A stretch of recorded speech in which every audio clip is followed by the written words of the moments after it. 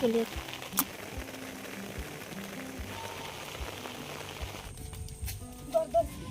Oh my god.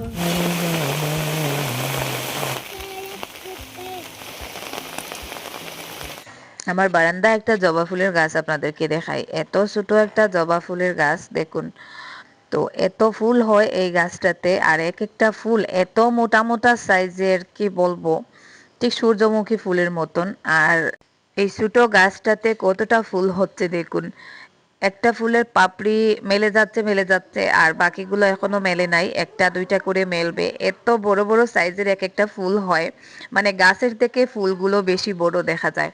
সেই সাথে আমার বারান্দায় একটা পানেরও গাছ করেছি দেখুন। গাছটা আর একটু বড় হলে এখান থেকে সরিয়ে মাটিতে লাগিয়ে দিব। আপাতত টবের মধ্যে আর কি পানের একটা ডাল লাগিয়ে ডাল থেকে এটা গাছ করেছি দেখুন। আসসালামু আলাইকুম, আশা করি আপনারা সবাই ভালো আছেন, আমরা ভালো আছি আলহামদুলিল্লাহ। সুখ দুঃখের সংসারের আরো একটা নতুন ভিডিওতে আপনাদেরকে আরো একবার স্বাগত জানিয়ে আবার আরো একটা নতুন দিনের ছোট একটা ভিডিও নিয়ে চলে এলাম আপনাদের মাঝে। গতকালকে একটু রোদ ছিল, ভাবছিলাম আজকে হয়তো রোদ থাকবে, কিন্তু না, আজকে সকাল থেকেই মেঘলা মেঘলা, হালকা হালকা বৃষ্টির ফোঁটা পড়তেছে। এখানে দেখুন আমার বারান্দার সাইডে আমি একটা নাগামরিচের গাছ লাগিয়েছিলাম।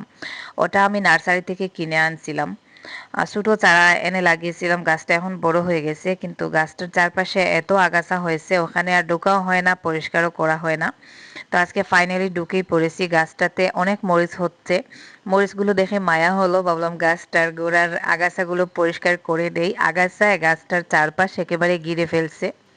ঠিক ওই জায়গায় আমার আগে একটা মরিচের গাছ ছিল, আপনাদের হয়তো মনে আছে, ওই যে একটা সাদা সাদা মরিচ হতো আর একটাতে খুব সুন্দর ফ্লেভার হতো। তো ওই দুইটা গাছ ওখানেই ছিল। এখন যেহেতু ওই গাছগুলো বুড়ো হয়ে গেছে, তাই ওই জায়গায় আবার ওই গাছটা লাগিয়েছিলাম। দেখুন মাশাল্লাহ, প্রত্যেকটা ডালে অনেক মরিচ আসছে। যদিও মরিচের সাইজগুলো একটু ছোট ছোট, তবে ফ্লেভার অনেক বেশি আছে এবং জালও অনেক বেশি। যাই হোক, আমি আগাছাগুলো হাত দিয়ে একটু পরিষ্কার করে দিলাম, পরে কোদাল নিয়ে এসে আরো সাইডের জায়গাটা ভালো করে পরিষ্কার করে দিব। একটানা বৃষ্টির কারণে আমার ছাগলের ঘর আর মুরগির ঘরের অবস্থা একেবারে খারাপ। সাইড দিয়ে কোন দিক থেকে হালকা হালকা পানি চলে আসে। প্রত্যেকদিন বিকাল হলে মুরগিগুলোকে ছাগলগুলোকে কোথায় ঢুকাবো, শুকনো জায়গায় কিভাবে রাখবো, সে চিন্তা মাথায় থাকে। তো বাজার থেকে অনেক সময় পাটের বস্তা কিনে এনে ওদের নিচে দেই। এই বছর আমার লেবুর গাছটা আপনাদেরকে দেখানো হয় নাই। আমার লেবুর গাছটা আপনারা অনেকেই পছন্দ করেন। তো আজকে গাছ থেকে প্রথমবারের মতন 2-3টা লেবু পারবো। ওই জায়গায় একমাত্র শিফা যেতে পারে, আর কেউ সাহস নিয়ে ওই জায়গায় ঢুকে না, কারণ লেবুর গাছটা একটু গাছপালার চিপায় পড়ে গেছে। তো যাই হোক, শিফা সবসময় ওই গাছ থেকে লেবু পারে, ও লেবু পারতে পছন্দও করে। ও সাইডে ও নাই নাই করে পাতার সাইডে দেখা যায় পুরো একটা একটা। ও দেখ একলা। হুম।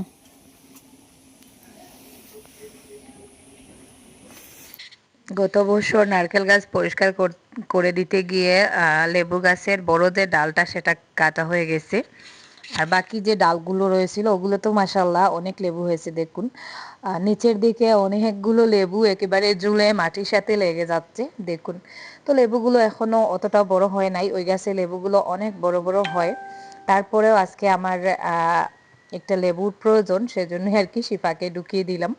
আমার রান্নাঘরের পেছনে 2টা লেবুর গাছ ছিল। একটা ছিল জারা লেবুর গাছ, যেটার লেবুগুলো এত বড় বড় হতো। তো ওটা আসলে কোনো কারণে জানি না মরে গেছে, তারপরে কেটে দেওয়া হলো। আর এই গাছটা রয়েছে, এই গাছের লেবুগুলো এত বড় বড় হয়। একটা লেবু নেওয়ার জন্য আসছিলাম, কিন্তু এখানে এসে ভাবলাম 2-3টা নিয়ে নেই। আমারও যেহেতু সকালে একটু লেবুর পানি খেতে হয়, গরম পানির সাথে লেবুর রস মিশিয়ে খাই। তো 2-3টা নিয়ে নেই, কারণ ওই জায়গায় সব সময় ঢোকা যায় না, আর ও যেহেতু ঢুকেই পড়ছে একেবারে 2-4টা নিয়ে নেই। আমার বাড়িটা করার বেশি দিন হয় নাই, হয়তো 6-7 বছরও হবে না এখনো, 6 বছরের মতন হবে। কিন্তু এই 6 বছরে আমার বাড়িতে মোটামুটি নানান ধরনের ফলের গাছ টাছ লাগিয়ে সাজিয়ে নিয়েছি বাড়ির চারপাশে। এখন নানান জাতের গাছ আছে যেগুলো হয়তো আপনাদেরকে দেখানো হয় নাই। তো আপনারা অনেকেই বলেন যে আপু তোমার বাড়ির আশেপাশে এই গাছ লাগাও না কেন, ওই গাছ লাগাও না কেন। আসলে সব ধরনের ফলের আপেল আঙ্গুরের চারা পর্যন্ত আমাদের বাসায় আছে। আজকে থেকে আমার নতুন রান্নাঘরে মাটির হাঁড়ি পাতিলে মাটির চুলায় রান্নাবান্না শুরু করে দিছি। তো ভিডিওটা শ্যুট করা হয়েছে আর ওটা অবশ্যই আমার নতুন চ্যানেল ভিলেজ লাইফ উইথ সাজনা, ওখানে আপনারা আগামী কালকে পেয়ে যাবেন ইনশাল্লাহ। ভিডিওটা শ্যুট করা হয়ে গেছে কিন্তু এডিট করা হয় নাই, ভাবলাম আগামী কাল থেকে আপনাদের সাথে শেয়ার করব।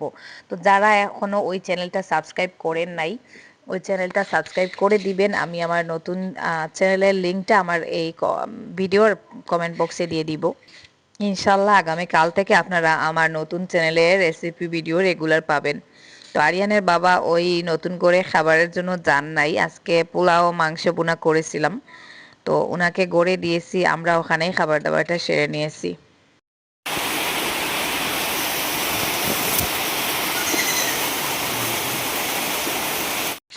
আমার নতুন চ্যানেলে যে ভিডিওগুলো থাকবে ওটা আমার ওই চ্যানেলে আপনারা পাবেন না, তাই আমার নতুন চ্যানেলটা সাবস্ক্রাইব করে রাখবেন, আগামীকাল থেকে ইনশাল্লাহ ভিডিও পাবেন। তো এর মধ্যে শুরু হয়ে গেছে বৃষ্টি, ঝুম বৃষ্টি পড়তেছে দেখুন। সকালের দিকটা মানে একটু মেঘলা মেঘলা ছিল কিন্তু বৃষ্টি ছিল না, মানে রোদও ছিল না বৃষ্টিও ছিল না, এরকম ছিল। কিন্তু এই যে দেখুন দুপুরের পর থেকে আবারও শুরু হয়ে গেছে বৃষ্টি, অনবরত বৃষ্টি চলতেছে।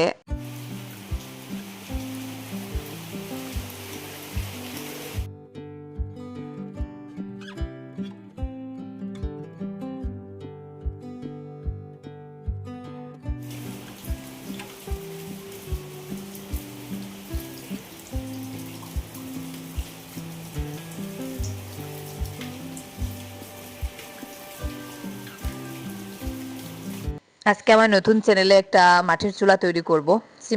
সরি, মাটির শুকনো চুলা তো আমি সেদিন কিনে আনছি, আপনারা দেখছেন। তো আরেকটা চুলার প্রয়োজন, যার জন্য ওরা মাটি আনতে যাচ্ছে। বলেছিলাম এখন যাওয়ার প্রয়োজন নেই, কিন্তু ওরা নাকি গোসল করবে, তাই ওরা গোসলের আগেই নিয়ে আসবে, যার জন্য এই যে হালকা হালকা বৃষ্টির মধ্যেই আমার বারণ করা সত্ত্বেও চলে গেছে।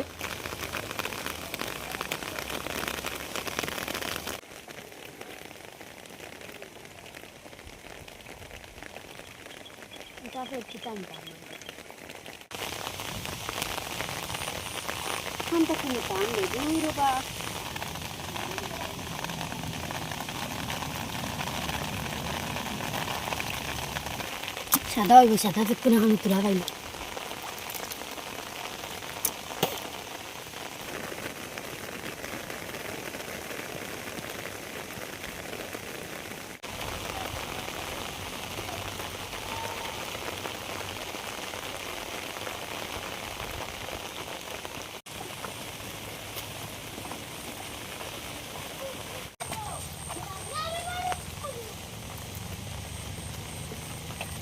তাইবে তুল আমি করে দিব।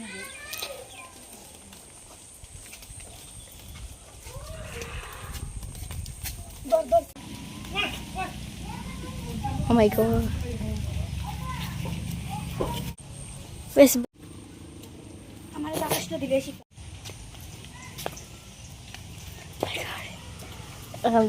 হালকা হালকা বৃষ্টির মধ্যে ওরা গিয়ে জমি থেকে কাদা মাটি নিয়ে আসছে, আঠালো মাটি। তো আমি এখন জুবাইরকে নিয়ে চলে আসছি চুলাটা তৈরি করার জন্য। গতদিন আমি ওই যে আমার পেছনের মাটির চুলাটা কিনে আনছিলাম, মাটির পুরানো চুলা আর কি। তো ওটাতে আজকে রান্না বান্নাটা সেরে নিচ্ছি। রান্না বান্না তেমন একটা খারাপ হয় নাই, তবে ওটাতে মোটা মোটা টাইপের কোনো যদি কাঠ লাকড়ি আর কি আমি ঢুকাতে যাই তাহলে সমস্যা হবে। তো আমি তেমন একটা আরাম পাই নাই, আমার জন্য মাটির চুলা মানে মাটিতে গর্ত করে যে চুলাগুলো করা হয় মাটি দিয়ে তৈরি করা, ওগুলোই মনে হয়েছে আমার জন্য বেস্ট। তো তার জন্য ওটা থাক, ওটার সমস্যা নেই। যদি এই চুলা ভিজে যায় বা পানি ঢুকে যায় তাহলে ওই চুলায় রান্না করব, দুইটা চুলাই থাক, সমস্যা নেই। তো মাটির চুলা একটা আমাকে করতেই হবে, যার জন্য বসে পড়েছি চুলা তৈরির কাজে। যেহেতু এই কুঁড়েঘরটা আমি আমার রান্নাঘর হিসাবেই করেছি, আর রান্নাঘরে চুলা নেই, মানে ঘরটা কেমন জানি ফাঁকা ফাঁকা লাগতেছে। একটা চুলা তৈরি করে নিলে মানে ঘরের সৌন্দর্যটাও ফুটে উঠবে আর রান্না করতেও সুবিধা হবে। মাটির চুলা আমি আসলে অতটা ভালো করে তৈরি করতে পারি না, ইউটিউবে অনেক ভিডিও দেখি কিন্তু ভিডিও দেখে করতে গেলে কেমন জানি হয়ে যায়, তাই আমি আমার নিজের মতন করে করার চেষ্টা করি। দেখা যাক, আমি নিজের মতন করে একেবারে সিম্পল ভাবেই আর কি, যেন আগুনটা ভালো হয়। অনেক সময় দেখা যায় ইউটিউবে অনেক স্টাইলি অনেক সুন্দর ডিজাইনের চুলা দেখা যায়, তো ওগুলোতে আগুন অতটা ভালো জ্বলবে বলে আমার মনে হয় না, অনেক সময় বাতাসে বাড়াবাড়ি করবে। তো আমি আমার সুবিধা মতন একটা চুলা তৈরি করে নিচ্ছি আমার মনের মাধুরী দিয়ে আর কি। আমি আমার মতন করে চেষ্টা করতেছি, দেখা যাক শেষমেশ কেমন হয়। আমি এমন ভাবে একটা চুলা তৈরি করার চেষ্টা করব যেটাতে বাতাসেও কম বাড়াবাড়ি করে রান্না করার সময়, প্লাস আগুনটাও ভালো জ্বলে, একটা বড় হাঁড়ি বসিয়েও রান্না করা যাবে, প্লাস এই তাড়াতাড়ি শুকিয়ে যাবে আর বড় লাকড়ি দিয়ে রান্না করা যাবে।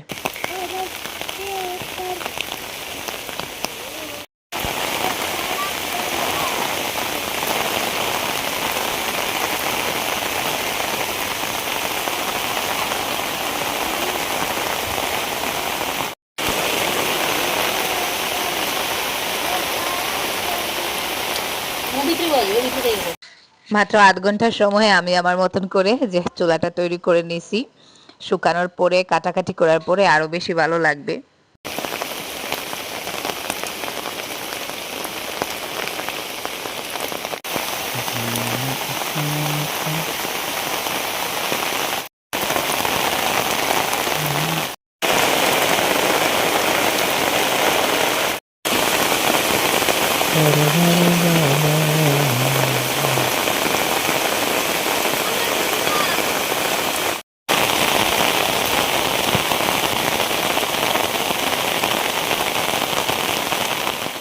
চুলাটা তৈরি করতে করতে খুব বেশি বৃষ্টি চলে আসলো, তারপরে গোটা লেপে দিলাম, তারপরে গোসল করলাম, গোসল করে এখন চলে আসছি গড়ে কিছু একটা খাবো।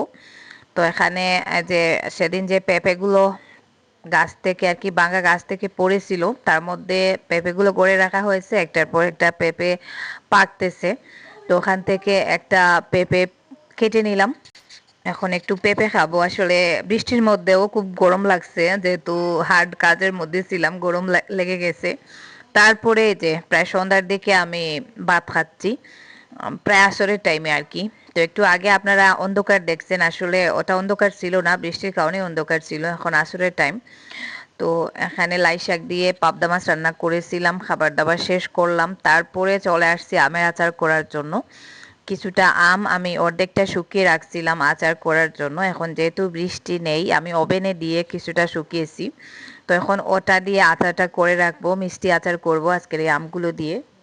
তো আমটা আমি প্রথমে রান্না করে নিচ্ছি, তারপরে চিনি দিব, তারপরে আচারের মশলা টশলা দিয়ে আর কি রান্না করব, যেভাবে আচার করা হয়। এটা আমি কোনো রেসিপি শেয়ার করতেছি না, জাস্ট রান্না করছি আপনাদেরকে দেখালাম।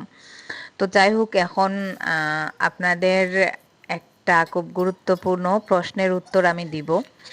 আজকে সারাদিন থেকে বৃষ্টি হচ্ছে, তার মধ্যে মনও একটু খারাপ ছিল, তাই আর ঘরের কাজকর্ম বেশি একটা শেয়ার করিনি।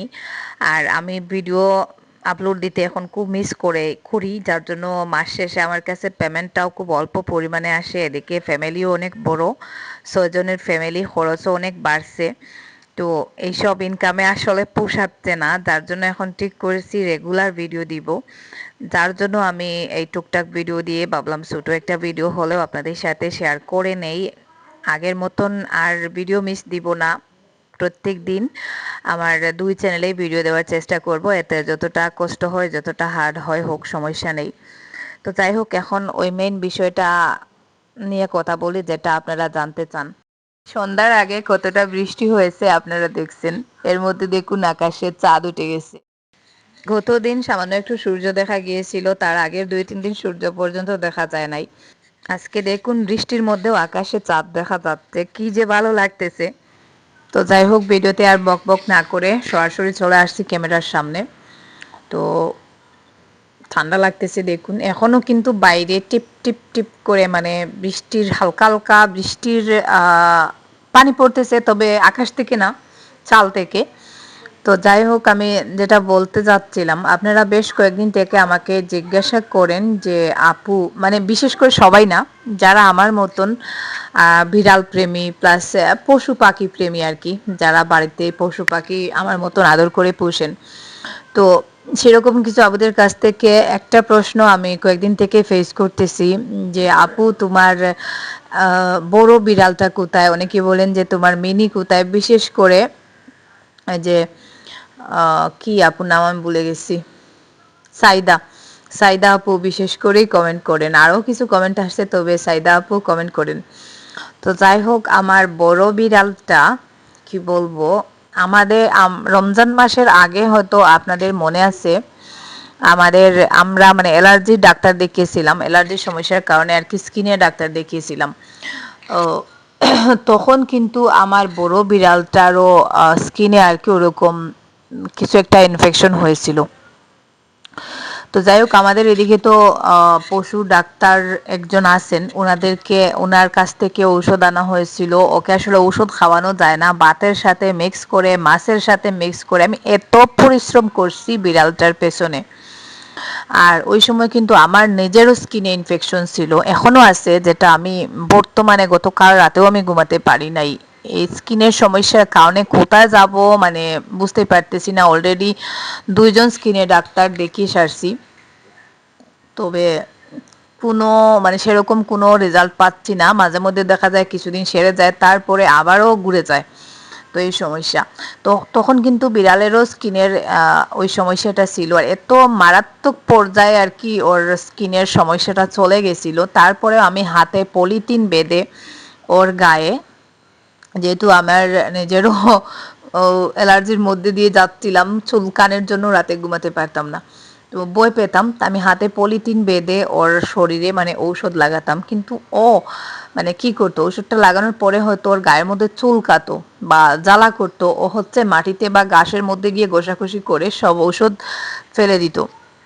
তো তারপরে ও গড়ে এসে বিছানার মধ্যে উঠে যেত, কিন্তু করার কিছু নেই। ওই যে কথায় বলে যে বিপদে পড়লে মানে বাঘিনীও তার বাচ্চা ধরে খায়, তে ওইরকম আর কি একটা অবস্থা হয়েছিল আমার। আমরা নিজে এদিকে আমার চোখের সামনে আমার ছেলে রাতে ঘুমাতে পারতেছি না, আমি ঘুমাতে পারতেছি না, ও বিছানায় গিয়ে উঠে যেত।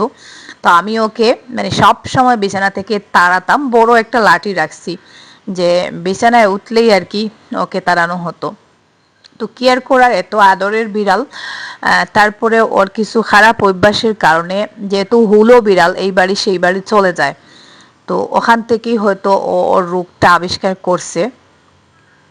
তো যাই হোক, আমি আমার তরফ থেকে যতটুকু সম্ভব চেষ্টা করছি, আমি অসুস্থ অবস্থায়ও ওর টেক কেয়ার করছি, ডাক্তারও দেখিয়েছি। আমাদের এখানে কিন্তু পশুর হসপিটাল নেই, আছে অনেকটা দূরে, সেটা করিমগঞ্জ মেইন শহরে। তো তারপরে আমাদের ওখানে একজন পশু ডাক্তার আছেন, উনাকে আনছি ঔষধ, মানে একটা পশুর জন্য সচরাচর আমাদের এদিকে এরকমটা কেউ করে না। আমি যখন ফার্মেসিতে যাই গিয়ে ঔষধের জন্য, মানে বিলাইয়ের ঔষধ, বা আমার ঘরে একটা কুকুর আছে, ও কোনো অসুস্থ হলে ওর জন্য ঔষধ আনি, তখন মানে লোকজন হাসে যে বিড়ালের জন্য আবার ঔষধ নিতে হয় নাকি। তো যাই হোক, আমাকে সবাই আজব ভাবে আমি যে এই বিড়াল পালি, মানে যে কোনো ধরনের পশুর প্রতি আমার আলাদা ধরনের একটা মায়া আছে। আর এটা আসলে যারা বাড়িতে পালেন তারা অবশ্যই বুঝতে পারবেন। তো যাই হোক, বিড়ালটা তারপরে অনেকদিন গেল, ঔষধ লাগিয়েছি, মাছের মধ্যে ঔষধ দিয়ে খাইয়েছি, কিন্তু কিছুতেই ওর সমস্যাটা সারে নাই। তারপরে গত কয়েকদিন থেকে ওকে আর খুঁজে পাওয়া যায় নাই, প্রায় সপ্তাহ 10 দিন অনেক খুঁজেছি ওকে, কিন্তু পাইনি। তো ওর ডেড বডিও পাচ্ছিলাম না, ও যে মরে যাবে সেই শিওরিটাও আমি পাচ্ছিলাম না যে ও কোথাও মরে গেছে। কারণ ও এরকম করতো আগে, একদিন চলে যেত, তারপরে দেখা যেত 2-3 দিন পরে আসতেছে বাড়িতে। তো আমি ভাবছি ও হয়তো এরকম কোথাও গেছে, তো না, পাই নাই পাই নাই পাই নাই। গতকালকে আমার ওই যে বাড়িতে যে কুকুর আছে, কুকুরটা হচ্ছে একটা মেরুদণ্ড, কোথা থেকে শুকনো মেরুদণ্ড ও নিয়ে আসছে, মানে আমাদের উঠানের ওই জায়গাটা এনে একটা মেরুদণ্ড, পুরো লম্বা মেরুদণ্ড যেটা আর কি, ওটা এনে কামড়াচ্ছে। তো আমি দেখে গেলাম, গিয়ে দেখলাম যে অনেকটা আন্দাজ করে সাদা সাদা লুম আছে লাগানো। তো বুঝতে পারলাম যে আমার আদরের বিড়ালটা মারা গেছে। তো করার কিছু নেই, মানে মেরুদণ্ডটা আমি অনেকক্ষণ সামনে নিয়ে বসেছিলাম। আসলে আমি এত আদর করে এই বাচ্চাটা এতটুকু বড় থেকে ওকে পালছি, আর ঠিক বাচ্চাদের মতন করে। তো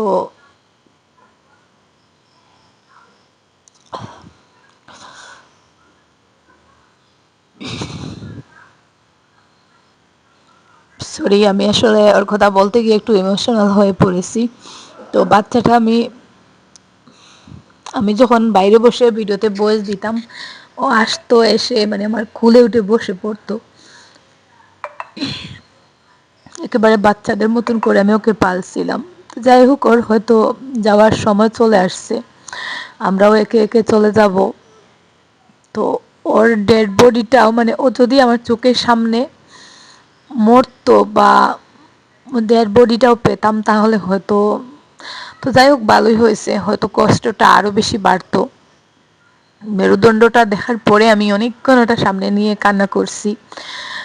তো তারপরে ওটা আর কি একটা গর্ত করে মাটিতে পুঁতে দিয়েছি।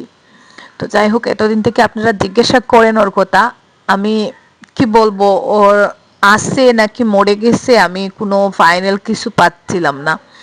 এত আদরের বিড়ালটা ছিল, মানে ও কুমুদে গিয়ে প্রসাব পায়খানা করতো বাথরুমে গিয়ে। একটা দিন যে ঘরের মধ্যে হিসু করছে বা পায়খানা করছে একেবারে ছোট থাকা অবস্থায় আর কি, ও এরকমটা কিছু করে নাই। আমার ঘরে বর্তমানে আরেকটা বিড়াল আছে যেটার প্রতি আমার এতটাও মায়া নেই, কারণ ও ছোট থাকা অবস্থায় ঘরের খাটের নিচে পায়খানা করে দিত, তো আমি ওকে বাইরে বের করে দিতাম, বাইরে বের করে একটা বক্সের মধ্যে ওকে রাখতাম। তো ওর প্রতি আমার অতটাও মায়া নেই। কিন্তু আগের যে বিড়ালটা আমার মরে গেছে তার কথা মানে ভাবতে গেলেই আমার খুব কষ্ট লাগে। তো যাই হোক, করার কিছু নেই, আমরা সবাই দুনিয়াতে আসছি, আজকে না হয় কালকে সবাই চলে যাব। তো আমার কষ্টটা একমাত্র তারাই বুঝতে পারবেন যারা বাড়িতে আদর করে বিড়াল পালেন। তো যাই হোক, আমি এই প্রসঙ্গটা আর বাড়াতে চাচ্ছি না, ও মরে গেছে এটাই শেষমেশ আমি ফাইনাল হয়েছি। ওর মেরুদণ্ডটা দেখে, মেরুদণ্ডের যে হাড়টা ওটা দেখে, শুকনো হাড়টা। তো যাই হোক, সবাই ভালো থাকুন, সুস্থ থাকুন, আল্লাহ হাফিজ, আসসালামু আলাইকুম।